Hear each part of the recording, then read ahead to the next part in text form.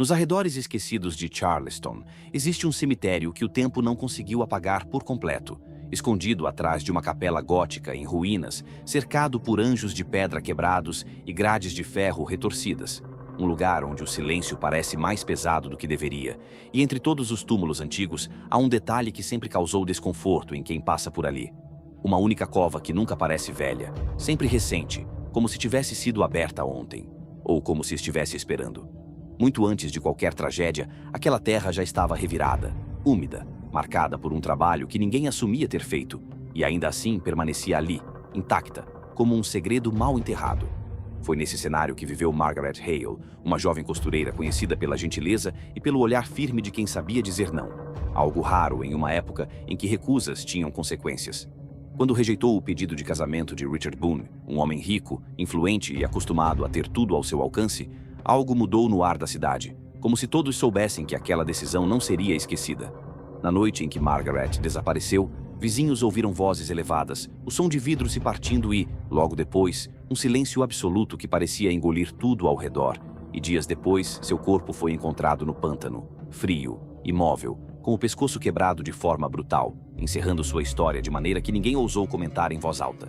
Seu enterro aconteceu naquele cemitério esquecido, e foi então que o coveiro, homem acostumado com a morte e com tudo que a cerca, sentiu algo diferente, porque a cova destinada a ela já estava aberta, pronta, como se tivesse sido preparada muito antes de sua morte, e ele jurou, com uma convicção que assustou até os mais céticos, que não havia sido ele quem a cavara.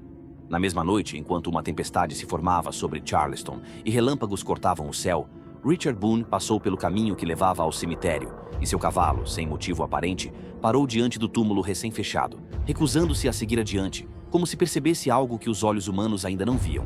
E foi nesse instante que a terra começou a se mover, primeiro de forma sutil, depois mais evidente, como se respirasse, como se algo estivesse voltando. Uma mão pálida rompeu o solo, seguida por outra, e então Margaret surgiu, coberta de terra, com o corpo rígido e a cabeça levemente inclinada, avançando sem pressa, sem hesitação, diretamente em direção ao homem que tentou controlá-la em vida, mas que agora não podia fugir.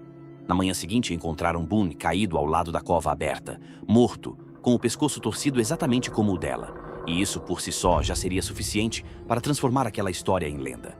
Mas o que realmente marcou a cidade foi o que veio depois, porque ao lado da primeira cova havia outra, recém-aberta, idêntica, como se o cemitério tivesse se preparado, como se soubesse. E desde então, em noites silenciosas, quando o vento mal sopra entre as árvores antigas, há quem jure ouvir o som de alguém cavando devagar, com paciência, como se o trabalho nunca tivesse terminado, como se aquele lugar não apenas guardasse os mortos, mas escolhesse quem será o próximo. Um ótimo domingo a todos. Deixem um comentário para a gente do que você achou desse caso e compartilhe com seus amigos. Estamos quase batendo os 200 mil de seguidores na nossa maravilhosa página. Contamos com a ajuda de todos que curtem nosso trabalho.